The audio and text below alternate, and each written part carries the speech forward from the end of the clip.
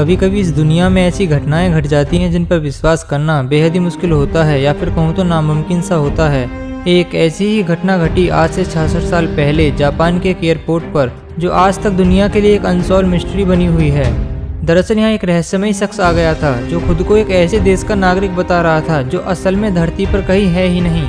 इतना ही नहीं, वह एक बंद कमरे से अचानक गायब भी हो जाता है, जिसके बाद उसका इस दुनिया में कोई अता पता नहीं चलता। तो हुआ कुछ ऐसा। साल थी 1954, जब एक यूरोपीय विमान टोक्यो के हैनेडा एयरपोर्ट पर लैंड करता है। समय था दोपहर के 12:30 का। विमान में सवार सभी यात्री नीचे उतरे और चेकआउट काउंटर की तरफ गए।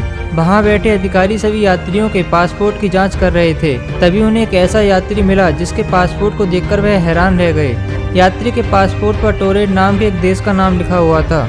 जांच कर रहे अधिकारियों ने इससे पहले कभी ऐसे किसी देश का नाम सुना ही नहीं था।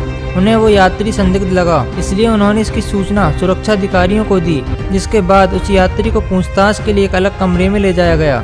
सुरक्षा अधिकारियों ने उस यात्री की पासपोर्ट की जांच की, जिस पर उसके देश का नाम टोरेट लिखा था, जिसे देखकर वह हैरानी में पड़ गए, क्योंकि इस नाम का कोई ऐसा देश धरती पर मौजूद ही नहीं था।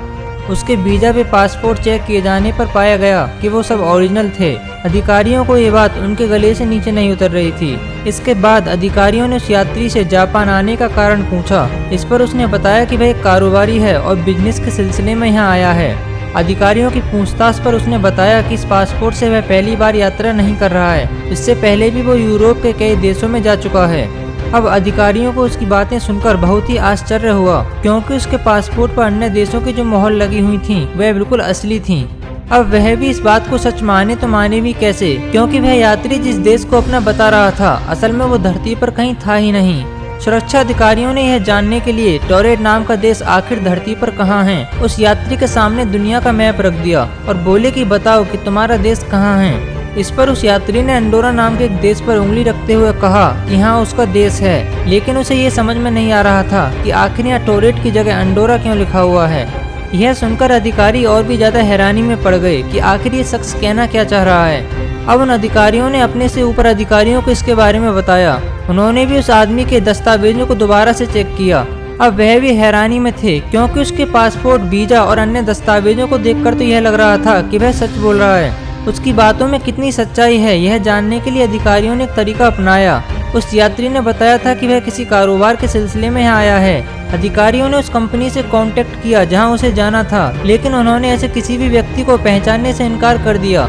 इसके बाद उन्होंने उस होटल से भी कांटेक्ट किया जिसका उसने पूछताछ के द्वारा जिक्र किया था, लेकिन वहाँ भी यही हुआ। उन्होंने इस आदमी से किसी भी तरह के कांटेक्ट से इनकार कर दिया। अब जांच अधिकारियों को भी लगने लगा था कि यह कोई शातिर अपराधी है जो अपनी पहचान छुपा रहा है और यहाँ किसी घटना को अंजाम देने आया है। तो इसके बाद उन्होंने उसका सारा सामान जब्त कर लिया और पुलिस की कड़ी निगरानी में उसे एक होटल के कमरे में बंद कर दिया गया। अगले दिन जब कमरे का दरवाजा खोला गया तो पुलिस यह देखकर चौंक गई कि कमरे में तो कोई था ही नहीं, जबकि बाहर पुलिस का कड़ा पहरा था और कमरे की सभी खिड़कियों को पहले ही सील कर दिया गया था। पुलिस को यह जानकर और भी ज्यादा आश्चर्य हुआ कि एयरपोर्ट पर उसका पासपोर्ट और वीजा एवं अन्य कागजात जब्त किए गए थे, वह भी सब गायब हो चुके थे। अब किसी को भी यह समझ में नहीं आ रहा था कि आखिर हुआ कैसे। टोक्यो की पुलिस और एयरपोर्ट अधिकारियों ने उसे ढूंढने के लिए दिन रात एक कर दिए, परंतु फिर भी उस व्यक्ति का कोई अता पता नहीं चल पाया। उसके वीजा स्टाम्प की जानकारी से उसे हर देश में खोजने की कोशिश की गई, परंतु उसका कोई अता पता नहीं चला। वह व्यक्ति आखिर था कौन, यह एक रहस्य ही रह गया। कुछ लोग मानते हैं कि शायद वह कोई शातिर अपराधी हो सकता है, पर सोचने वाली बात तो ये है कि आखिर वह व्यक्ति इतना ही शातिर था तो असली स्टाम्प अपने पासपोर्ट पर लगा सकता था, तो वह पासपोर्ट किसी असली देश का बनाता, ना कि किसी नकली देश का, जिससे कि उसे कभी पुलिस पकड़ ही ना सके।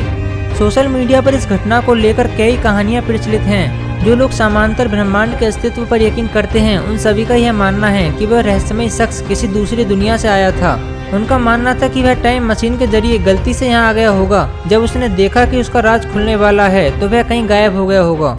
अब इस घटना में कितनी सच्चाई है ये तो किसी को नहीं पता, बट मैं आपको बता दूं कि इस आधुनिक दुनिया में कुछ वैज्ञानिक और शोधकर्ता ऐसे भी हैं जो समांतर ब्रह्मांड के होने की बात को मानते हैं, और उन्होंने यह दावा भी किया है कि वह आने वाले समय में समांतर ब्रह्मांड की खोज कर सकते हैं। इस रहस्यमय घटना पर कई किताबें भी लिखी जा चुकी हैं, जिसमें से एक है डायरेक्टरी ऑफ पॉसिबिलिटीज। इस किताब में वह सब कुछ है जो इस घटना से जुड़ा हो सकता है कि वह शख्स आखिर कहां से आ सकता है। क्या वह सच में किसी दूसरी दुनिया से आया था ये घटना आज भी दुनिया के लिए बहुत बड़ी मिस्ट्री बनी हुई है और आज भी इसकी पड़ताल जारी है। आई होप आपको वीडियो पसंद आई होगी। अगर पसंद आई हो तो वीडियो को लाइक कमेंट जरूर करें और साथ ही चैनल को सब्सक्राइब कर साइड में लगी बेल आइकन को भी दबाना नहीं भूलें, जिससे कि आप तक हमारी ऐसी ही अमेजिंग वीडियोस पहुंच सकें। तो मिलते हैं अपनी नई वीडियो में, तब तक के लिए धन्यवाद।